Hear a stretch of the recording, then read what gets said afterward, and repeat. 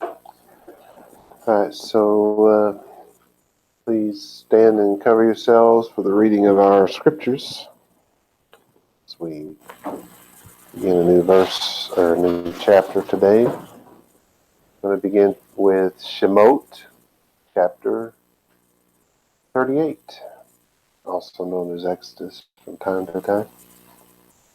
Begins like this: Vayas et mizbach ha'olah ze shitim chamesh amot arku וחמש אמות רחבו רבוע ושלוש אמות קומתו. ויעש קרנותיו על ארבע פינותיו ממנו היו קרנותיו ויצף אותו נחושת. ויעש את כל כלי המזבח, את הסירות ואת היעים ואת המזרקות, את המזלגות ואת המחטות, כל כליו עשה נחושת.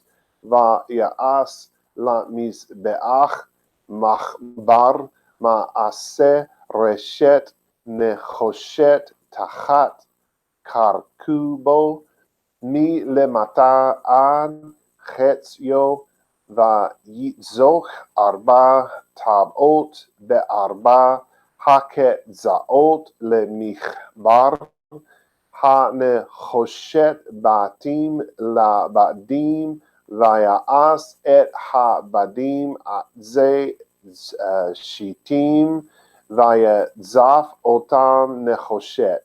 ויבא את הבדים בטבעות על זעות המזבח לשאת אותו בהם נבוב לוחות עשה אותו. ויעש את הכיור נחושת ואת קנו נחושת במראות הזובעות אשר זבעו פתח אוהל מועד.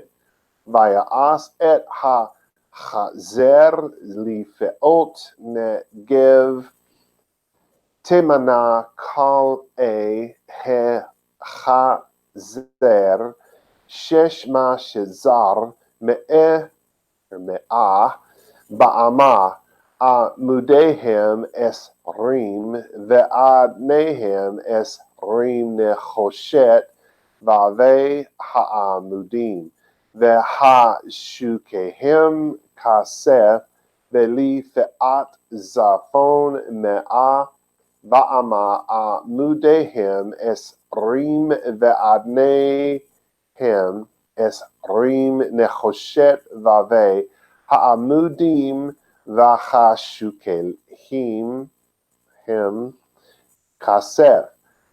ולפאת ים כלאים 50 באמה, עמודיהם 10 אדניהם 10 בעבי העמודים, והשוקיהם כסף.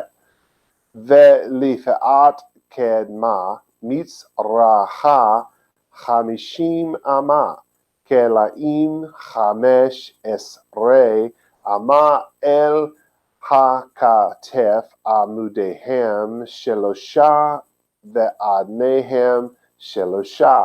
ולכתף השנית מזה ומזה לשאר החזר כלאים 15 אמה, עמודיהם 3 ואדניהם 3. כל קלעי החזר סביב 6 מה שזר, והאדנים לעמודים נחושת בעבי העמודים, וחשוקיהם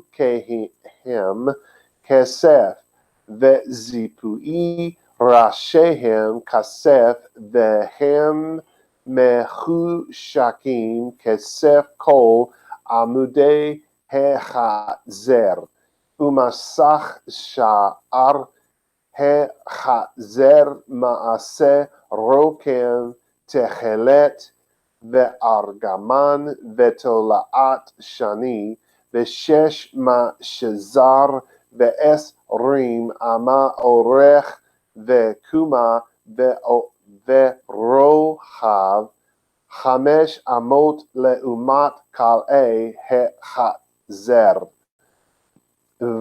ועמודיהם 4 ואדניהם 4 נחושת, והם כסף, וזיפוי ראשיהם וחשוקיהם כסף, וכל היתדות למשכן, ולחזר סביב נחושת. אלה פקודי המשכן, משכן העדות אשר פוקד על פי משה, עבודת הלוויים, וביד איתמר בן אהרון הכהן, ובזעל בן אורי בן חור למטה יהודה, עשה את כל אשר זיווה יהווה את משה, ואיתו אליאב בן אחיסמך, God, Ahisamach is the guy's name, good Lord. למטה דן, חרש וחושב ורוקם, בתכלת וארגמן, ובתולעת השני, ובשש כל הזהב העשוי למלאכה, בכל מלאכת הקודש, ויהי זהב התנופה 29 כיכר, ו730 שקל בשקל הקודש, וכסף פקודי העדה 100 כיכר, ו1,775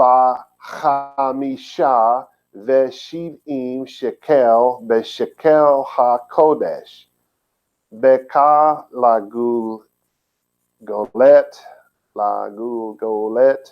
מחזית השקל בשקל הקודש, לכל העובר על הפקודים מבין 20 שנה ומעלה, 603,000 ו550, ויהי מעט כיכר הכסף לזכת את אדני הקודש, ואת אדני הפורוכת 100 אדני, למעט הכיכר, כיכר לעדן, ואת 1,175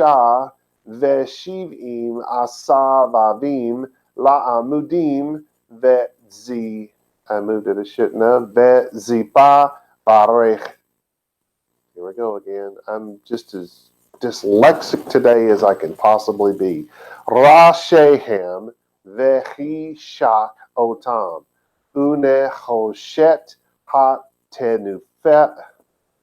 hatenufa, shivim kikar va'alpayim ve'arba me'ot shakel, zayas ba'et adnei פתח אוהל מועד ואת מזבח, הנחושת ואת מחבר הנחושת אשר לו ואת כל כלי המזבח ואת אדני החזר סביב ואת אדני שער החזר ואת כל ידות המשכן ואת כל ידות החזר סביב. You may be seated. Shouldn't read when I'm that mad. So tired of the disrespect. So tired of things not being done that are supposed to be done. It's mostly because I can't remember a dang thing. It's just not my day.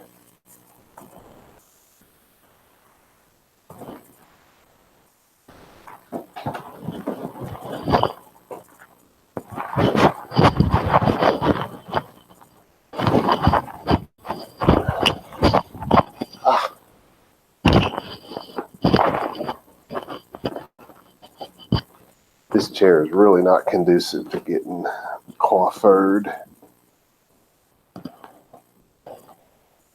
May have to sit here and drink some coffee for a while. I don't have any introduction for this. I guess I'm still looking. Kasuto's not really saying much in these last few chapters. I mean, all of the chapters prior, he had just pages and pages and pages of intro and commentary, and then we get to this part of it, and there's 2 or 3 pages to cover the whole chapter. So he's not being of any help at this point, at least not a lot. And I can't find anything like Kasuto. I mean, I've gone to the Sephorno, I've bought a giant set of books by another commentator that was supposedly supposed to be Jewish, pretending to be a Christian because in his day, what's that guy's name? Delush, I'm not sure how you pronounce his name. But he was, they call him a Hebraist. He was the professor of Hebrew, I think at it wasn't Oxford. It's some big falutin college, though, of his time in the 1850s. And the belief is he was Jewish, pretending to be a Christian, because in his time in the 1850s in Germany, Jews weren't allowed to teach in colleges. They weren't allowed to have positions in government and stuff like that. It's actually like that in several countries still to this day, but it was that way. So what Jews were doing at the time was converting to Christianity, not really converting to Christianity per se, but they were going through the motions and getting baptized so that they could hold these positions in these colleges and in these government positions. So I bought the entire works. I've read through it already for the next chapter. This guy was a total Christian. There wasn't anything Jewish about him. What he did do was he wrote a translation of the New Testament into Hebrew. I'm not impressed with it. It is the gold standard in academia to this day, no doubt about it. And I think it's not worth the paper it's written on, because as far as I can tell, all he did, everybody says he translated it from the Greek. Well, I don't know what Greek he had a hold of, but that particular Greek was identical to the King James Bible. Just throwing that out there. So I'm not impressed with that. We spent, I think, $60 on that set of books too.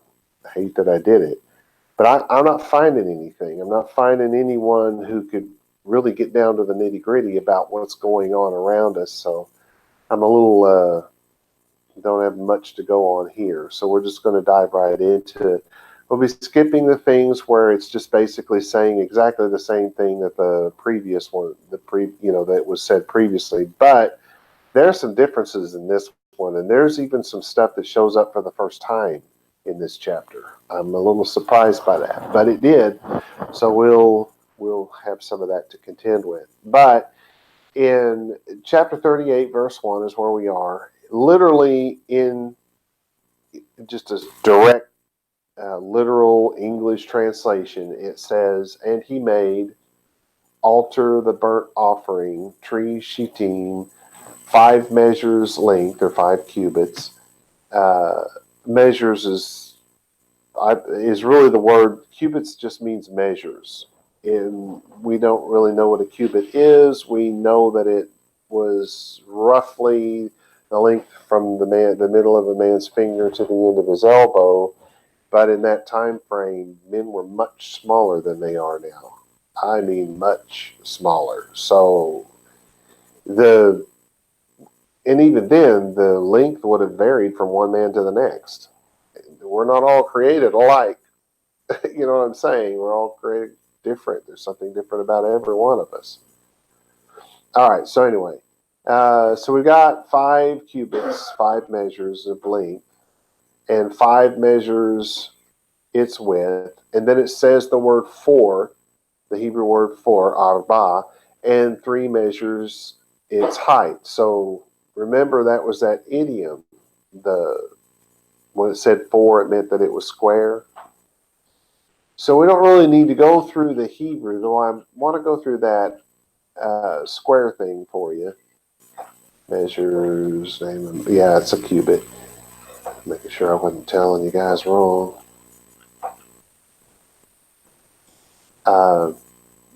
Ravua is how it was actually spelled out in this particular sentence, and it just means 4, the number 4.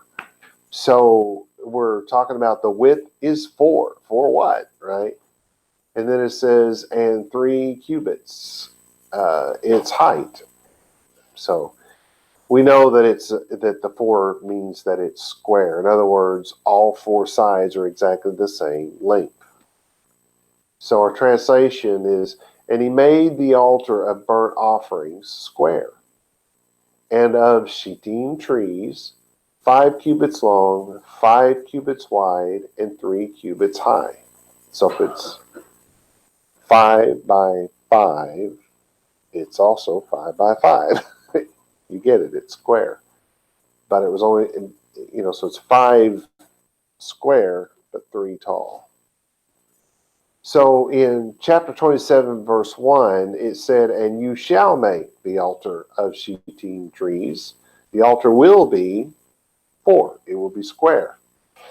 5 cubits long, 5 cubits wide, and 3 cubits high. So there's nothing to be gleaned here. There is no bullet points because of the differences. One of them is simply telling them in chapter 27 what to do. And now in chapter 38, it's telling us that he did exactly what he was told what to do. So there's no bullet points here. It's not different in any way, shape, or form. In Zevachim 59b of the Babylonian Talmud, it says that Ar Yehuda believed the altar was 3 cubits high as stated by this verse. However, it says Yossi, which I'm sure is Yoshi, argued that the altar was a total of 10 cubits in height.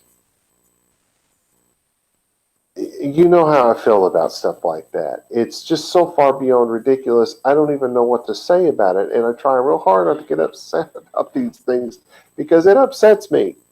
God tells you to do something one way, it says that he did it that way, and the next thing you know, somebody's coming up with this nonsense about how it's not what God said, and it's not what the Bible says. I'm sorry, that guy's an idiot. That's all I have to say about that. Idiotai.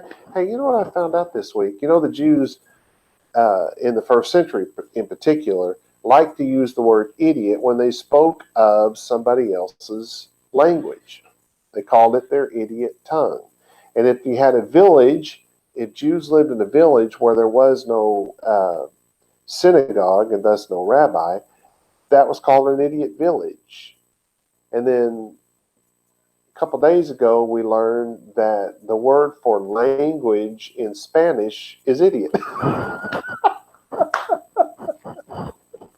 I bet you that's a direct descendant of the Jews using that terminology, because the Greeks didn't use it that way, but the Jews did. Rashi argued that the three, let's see, they said itty. How did she say that? There was a feminine sound to it, the ending. Idia, or I don't remember how she said it, but idiot was the fundamental word. Rashi argued that the 3 cubits were from the ledge upwards, and thus the total was 10. You know how I think, what I think of that guy. Even Ezra believed that the altar in Shlomo's temple was 10 cubits, according to 2 Chronicles 4:1. And he made an altar of brass, 20 cubits long and 20 cubits wide and 10 cubits high. Well, I can agree with even Ezra, but you realize this is what's happening. The Bible said to make it 3, which you know good and well they did, because the Bible says that they made it 3. But when Shlomo comes along, he's like, well, this isn't the tabernacle, this is the temple. We're going to make a few differences. The Bible didn't say he couldn't. So obviously that's what happened. And so then they go back and they try to say, well, because of 2 Chronicles, it must be that way in the front, because what they didn't want was a difference. Well, what's wrong with the difference? God never said there couldn't be a difference. And just throw that out there. But anyway, if we base the height of the original altar on these verses, why is there no argument concerning the width? Did you hear it? And he made an altar of brass 20 cubits long. So why didn't they argue the width? They only argued the height. That don't make any sense to me.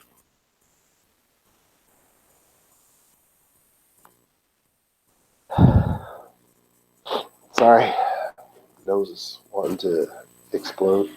All right, verse 2. Literally in English it would say, and he made horns his, or its. We would say its horns. Upon 4 corners his, or 4 corners its, from its, again, were they horns its, and he overlay with it brass. All right. This is another one that we have already gone through, so I'm going to skip through the main body of the words. Again, if you want to go through each one of the words in this chapter one by one, all you got to do is go back to chapter 27, verse 2. I took you through all these words in that moment, so I don't see a reason to take you through them again in this one. Anyway, the translation of 38:2 says, and he made 4. So he made all of them. He made every. And he made 4 corners of it strong, because it's using the word horns, right? And horns is idiomatically used of strength. And he made 4 corners of it strong from the same piece. Because remember, I don't know if you remember this, but there was an idiom here. It said, from us were they. From us were they. What on earth? From the same piece is what it means. From us were they. From the same piece. That's how they said it back in the olden days. Well, they said it in Hebrew. Then it says horns again, so you have strength, and overlay it with brass. So your translation without all that other stuff. And he made every corner of it strong from the same piece, strengthened, and overlaid it with brass. I changed it a little bit there on the fly. In 27:2, I had it translated, and you shall make. See, here he has done it, and there it's, and you shall make every corner of it strong. Its horns, its corners, shall be from the same piece. And then it says, overlay it with brass.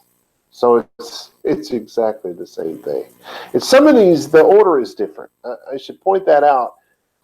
In one place, I put the order back to match the original, the earlier one, even though it was different here. That doesn't make any difference in translation. You can reorder things as long as you're not changing its meaning. In English, reordering things can do that, so you have to be careful. But in this case, all I did was rearrange the order so that it would, because I think it's just going to be too confusing if I say it one way in in, the new verse and another way in the old verse, people are going to say, oh, that's different. No, it's not. They just said it in a different order, but it's saying the same thing. Anyway, Rashi and Rashbam argued that the horns could not be made separately and attached, because they're thinking of these things. Yeah. Cassuto said that the horns were not to be made separately and subsequently, which is what the text said, and subsequently, he said, attached to the altar, but were to be formed as a direct prolongation of the planks which form the sides. Again, everybody thinking about a bull, thinking that there's horns here, not seeing the blatantly obvious fact that we are talking about strengthening something. You're going to strengthen it.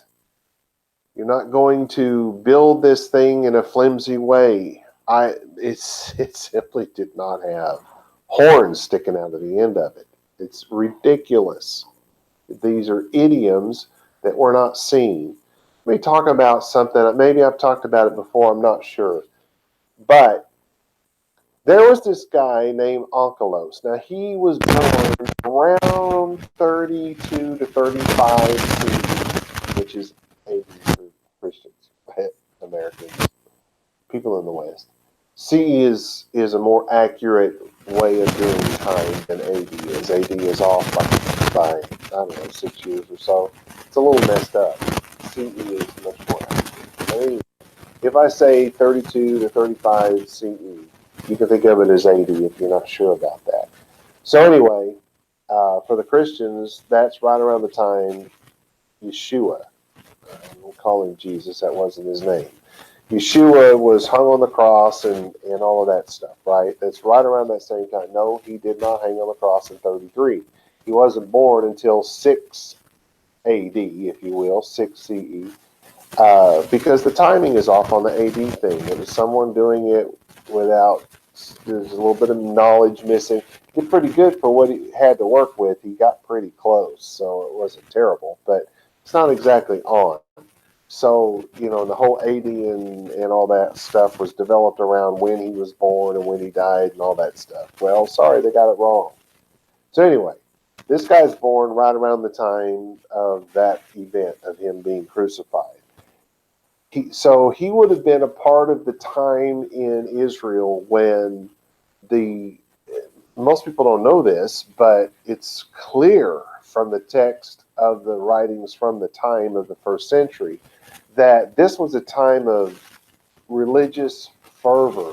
Most of the Jews in the Jewish world believed that Yeshua was in fact the Messiah, most of them, almost all of them. It was uncanny how many people believed it.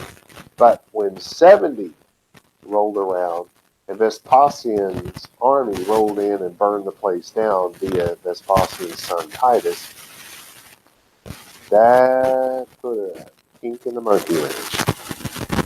All of a sudden, people were saying, wait a minute, I thought the second temple couldn't be torn down. It didn't matter if they had been told from the time of Yeshua to the 70, to 40 years later to 70 CE, that the temple was going to be destroyed. They had been told over and over again that according to the prophets of old, the temple would in fact be destroyed.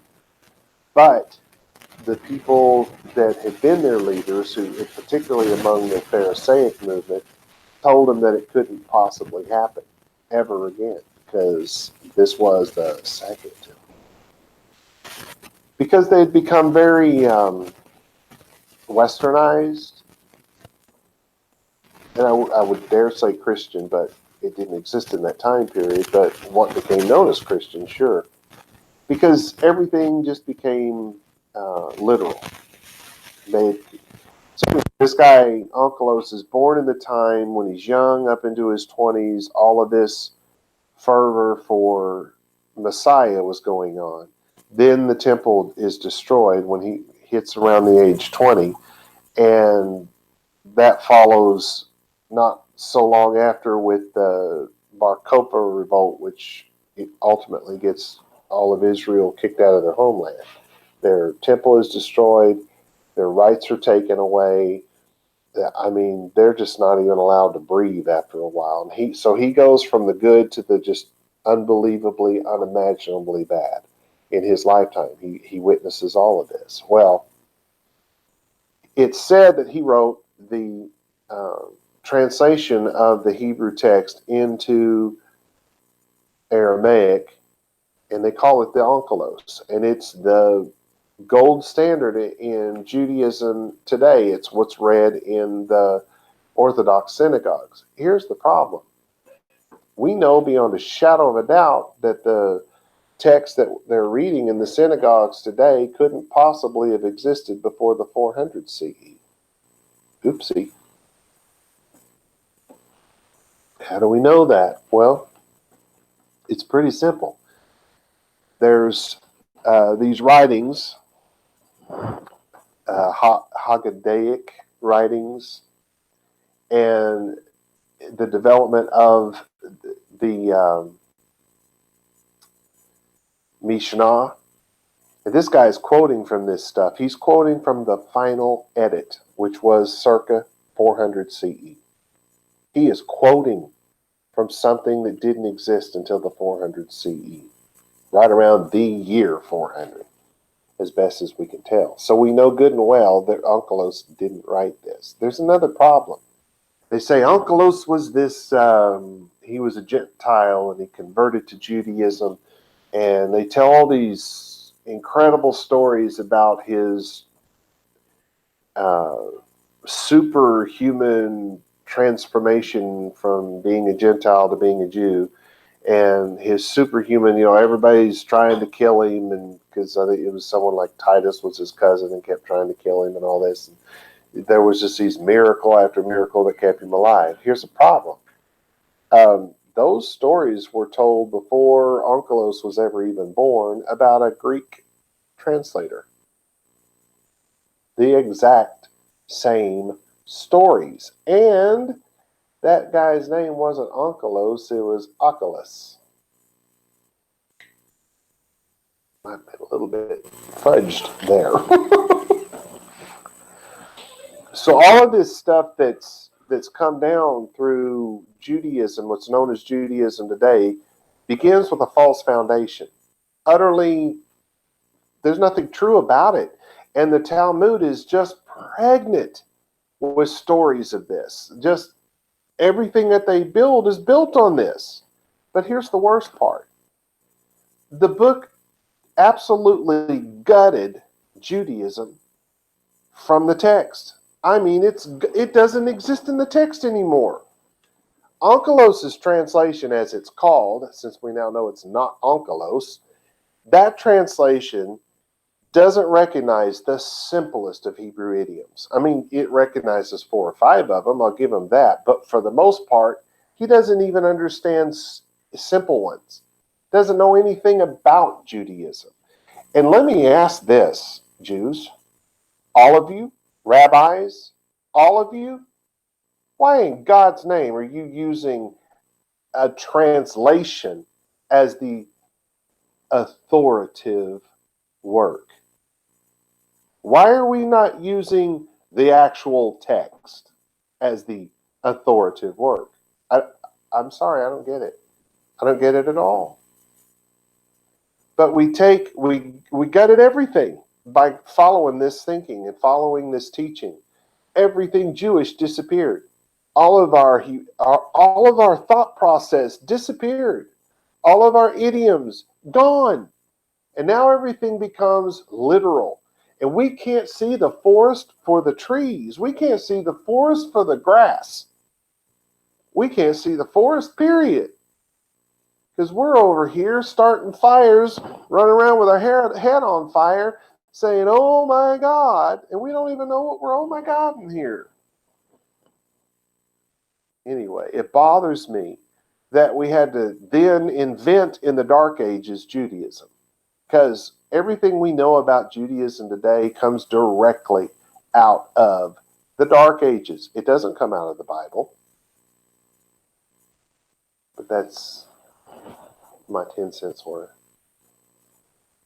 Anyway, A Christian draws a picture of Moses with horns on his head, and the next thing you know, there's people drawing pictures of horns on a altar, and then after the horn thing shows up, then pagans are putting literal horns on their altars, and next thing you know, the Jews are doing it too.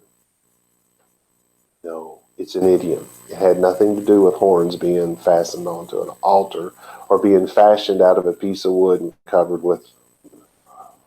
I gotta stop. This stuff bothers me that even the Jews don't know their idioms anymore.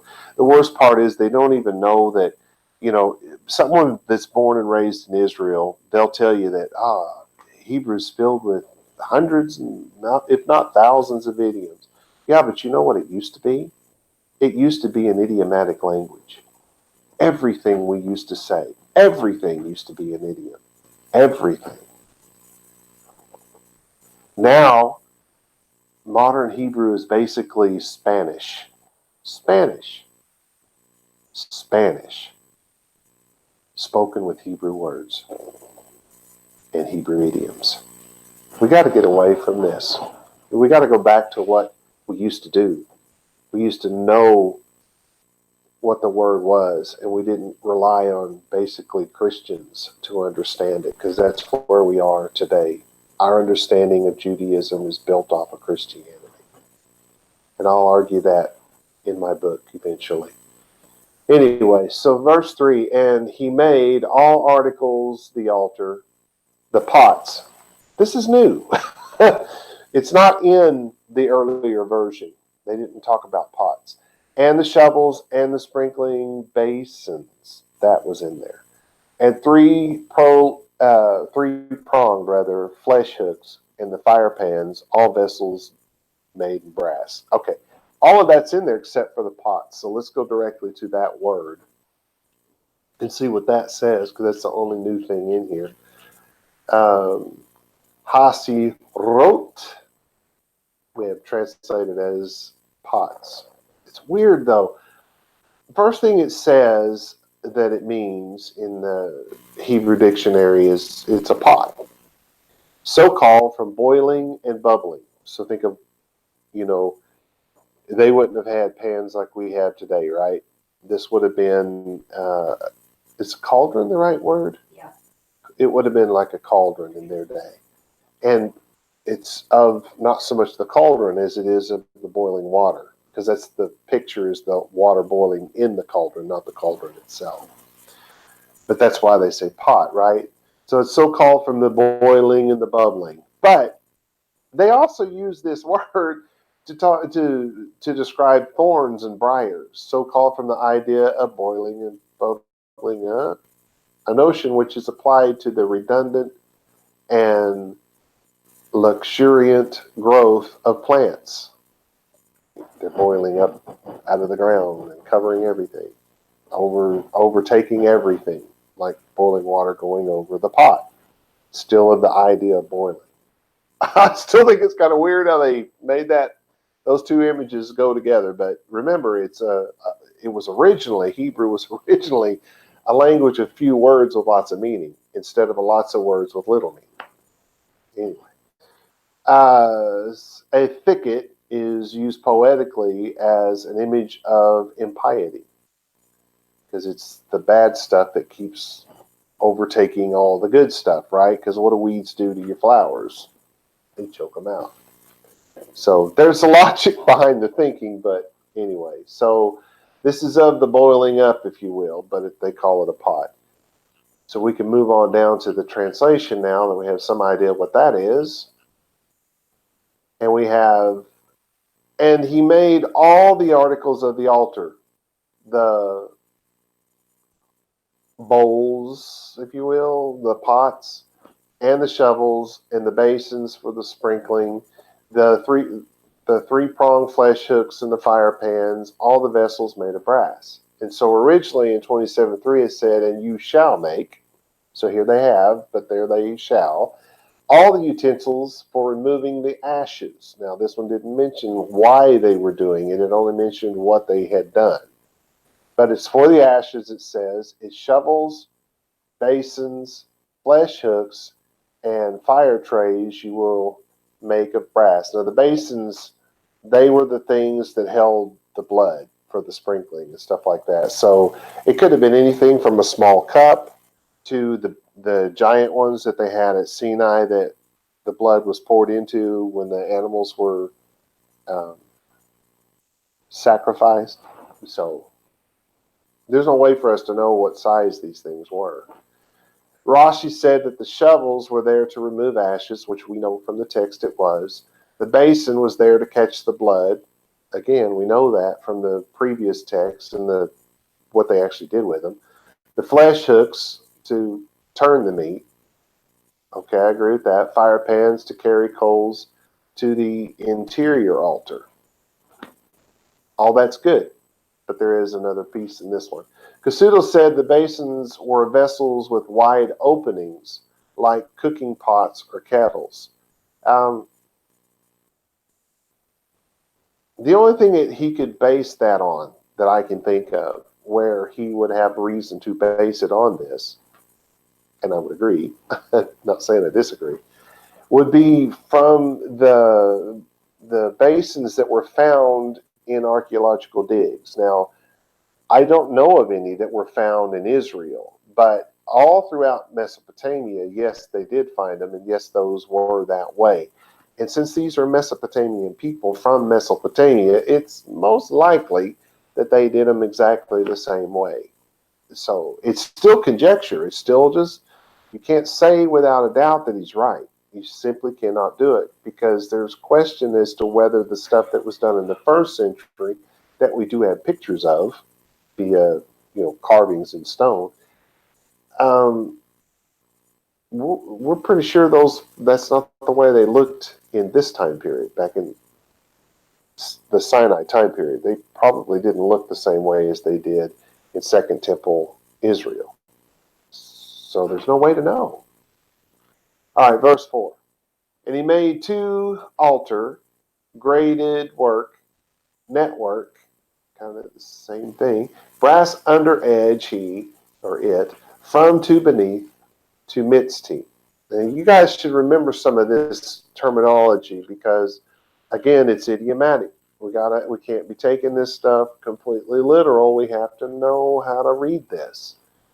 All right, so my translation here is, and he made a grated altar, a work of woven brass under its ledge, beneath, from to under, beneath to its middle.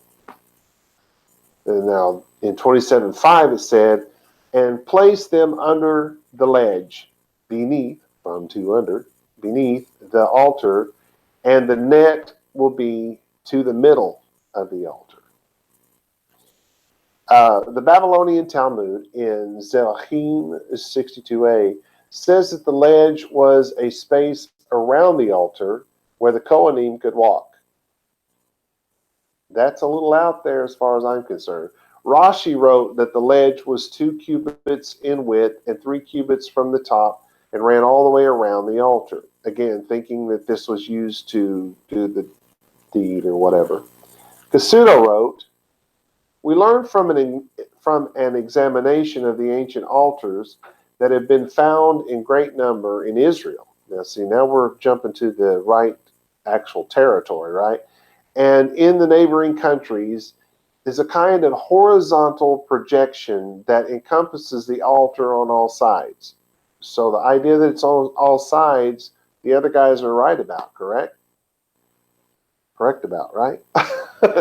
It's a kind of horizontal projection encompassing all sides.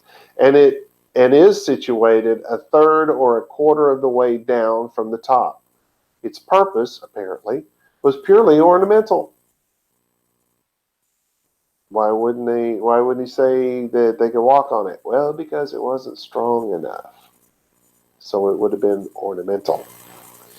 The sides of the altar were not whole, but were full of apertures, especially in the lower half, in order that air might enter from below and facilitate the kindling of the fire on the altar.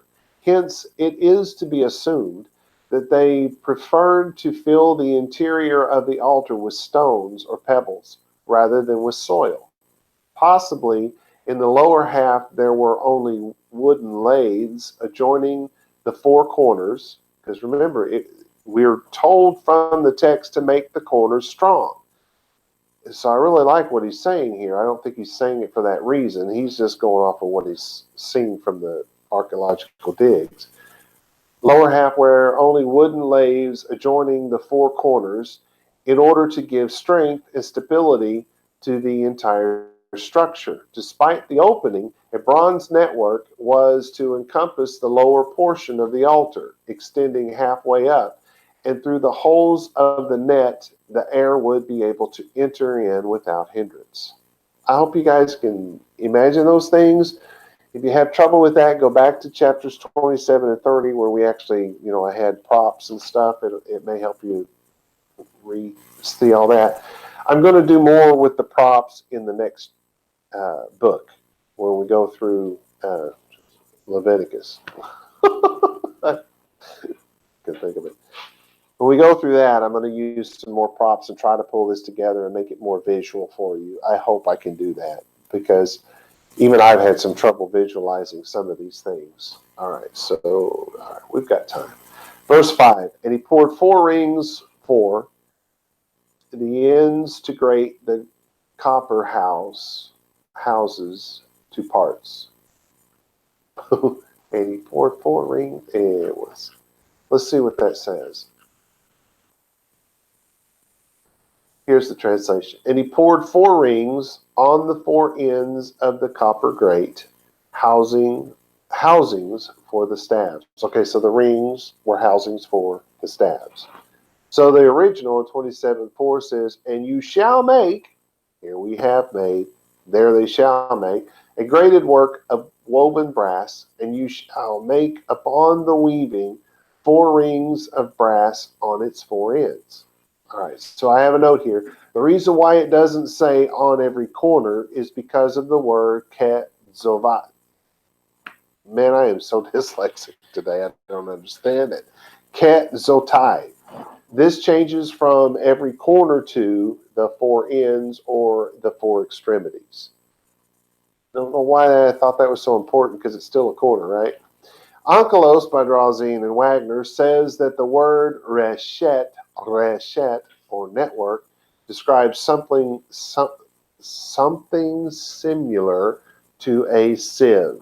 And I think that's actually a pretty good. Now, this is the commentary that Drauzine and Wagner wrote. This is not something Onkelos said.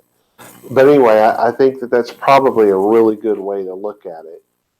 Now, how wide, whether those were giant squares the size of, say chain link fence, or whether it was really small, the size of something that maybe would hold fairly good size rock, or whether it's really small and could hold pebbles, who knows?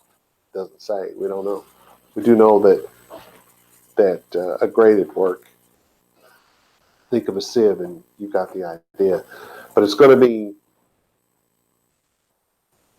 like this, like you put your lines straight and then it's going to go this way because it's metal work and the grading is going to look that way back in the time. I can't imagine that they could have taken something like that and made perfectly little round or square holes all the way through a flat piece, They wouldn't have done it that way. All right, so 6. And he made the staves, trees, shittim, and he overlaid with them brass, or as we would say it, overlaid them with brass. Because in English, we speak backwards. We really do. Almost every other language on the planet speaks the other way, and we're the only ones that don't do it. So we're the ones that are backwards. Okay, so anyway, the translation, and he made the staves of shittim trees, and he overlaid them with brass. Well, in 27:6 it says, and you shall make staves for the altar, staves of shittim trees, and you will overlay them with brass. So, again, no bullet points here. It says exactly the same thing. And then 7, and he brought the staves with rings upon sides, the altar to bear, with it, in them hollowed 2 tablets made with it. Okay, again, this is not new, so we're going to see what it says, going directly to the translation. Well, this had some massive comments on it on my part. All right, so we've got, and he placed the staves in the rings on the sides of the altar to carry it. He made it hollow with planks. In 27:7 it said, and it, speaking of the staves, will be placed separate with the rings, and they will separate on the 2 sides of the altar for carrying it.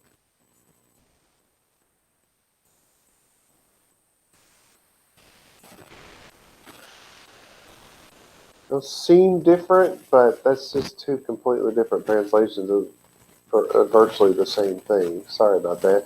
I should have made those more alike. Pseudo pointed out that the staves were not left in this altar permanently like in the other altar, probably because they would have been in the way of these guys doing their service. So, but fundamentally, what you have going on here are those rings, 2 on each side, and they take these long sticks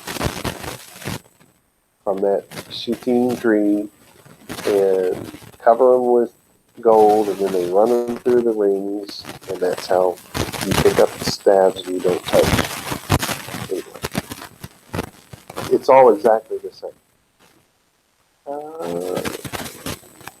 I'm going to be pushing it here, but this verse, no, I'm not sure. This verse, verse 8, is completely new. Completely, everything about it's brand new. Literally in English it says, and he made the pot brass and pedestals brass in mirrors, the hosts that go forth they, entrance, tent, appointed times. Via us. Oh, we know what this is. Properly to labor, to work about, to make, to produce, to labor, to manufacture, to fabricate. Right, we know what that is. So here they're actually making something, not being told to do it, they are doing it. This is et, which points to something, and this is ha kior. Well, literally, we'd say the pot, right? It's a small hearth. It's a fire pan, so-called from boiling or roasting, a basin, a laver, a scaffold, or a platform. They get a lot of use out of these words. This is a different word, by the way. It's not the same word we were looking at before. But it's from that same idea of boiling and roasting and stuff, right? But it's not boiling and what was the other word? Bubbling, right? This is more about cooking. So it is a little bit different here. So it's got to think of it a little differently. Then it says nechoshet. That's brass.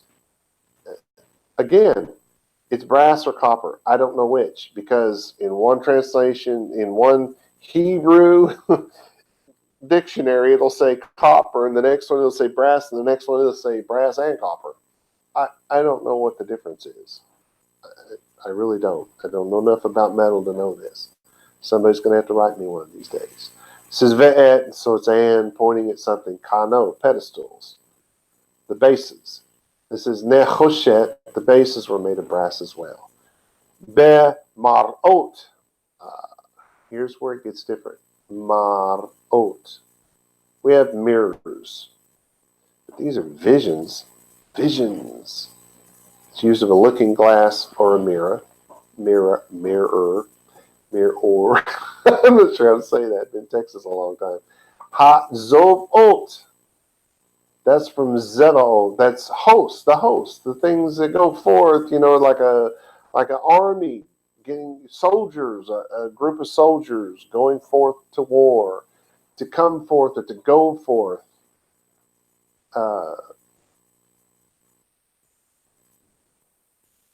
Then it says Asher, which means that. Then we have Zavu, which is the same word, Zeva'ot. It's it's not plural like that. It isn't plural, but it's not the feminine plural. Because see, I guess I should point that out. This is Zov-ot, and they've added the oat to the end to make it feminine. Now, that doesn't mean that there's women involved. It's just that it's feminine. Because here's something that somebody told me recently that was wrong. They were telling me that when you speak to, I was taught in school, uh, in Hebrew 101, 2, and 3, that in the Bible, when they spoke of a group of people that would include men and women, they would speak in the feminine. Well, I mentioned that to a professor here recently who said, oh, no, they don't do that. No, the Hebrew just doesn't do that. Well, maybe modern Hebrew doesn't do that, but in the Bible, yes, they do. Yes, they do. I looked it up to make sure. So this does not necessarily have anything to do with a woman. There's a reason why I'm bringing that up. So we have, then the next one is Zavu, which is not the feminine here. So it's to go forth. Petach, go forth to the entrance. Petach is the entrance. Ohel Moed, of the tabernacle, the tent of meetings. Kasuda wrote, our passage records a new fact, namely the material of which the laver and the base were made of. He said they were made from the mirrors.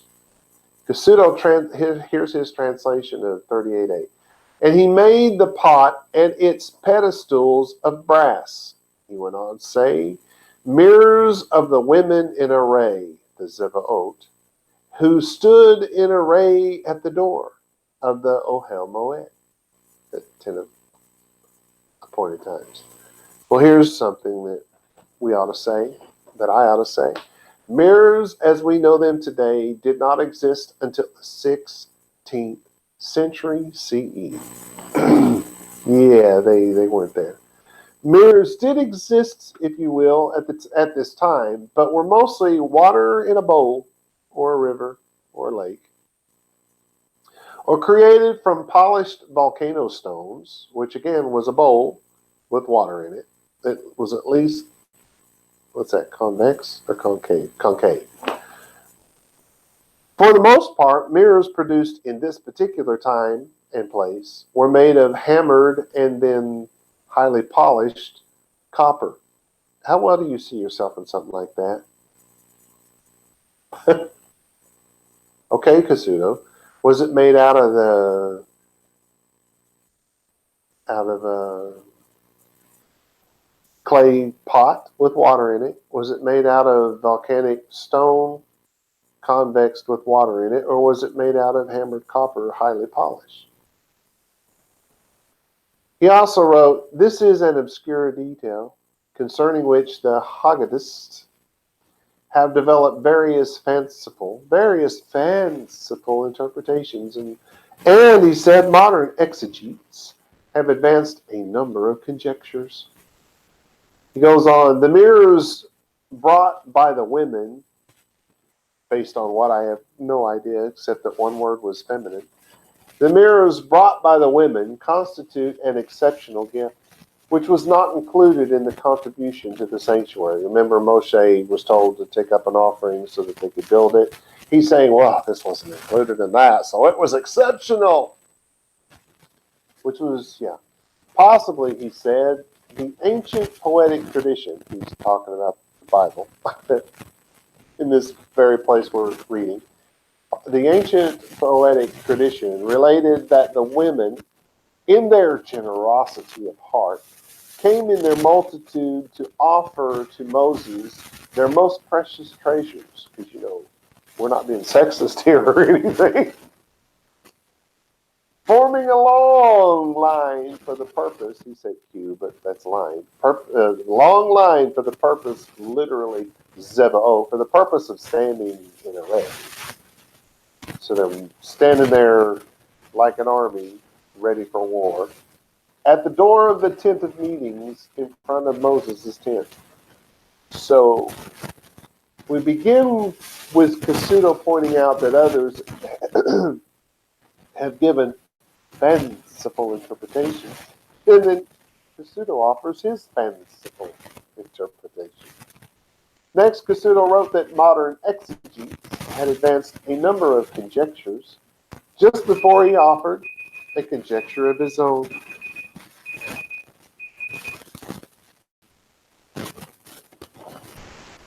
Just before he offered a conjecture of his own. The problem, as I see it, is that there is no Hebrew text to back up the fanciful interpretations or exegetical conjectures. It is little more than assumptive hypothesis and hyperbolic sentimentality. I can use big words too. There is little more than guesswork and imagination as far as I'm concerned. Here's my translation. And he made the pot and its pedestal of brass, mirrors for the host that goes forth to the entrance of the Ohel, Moed.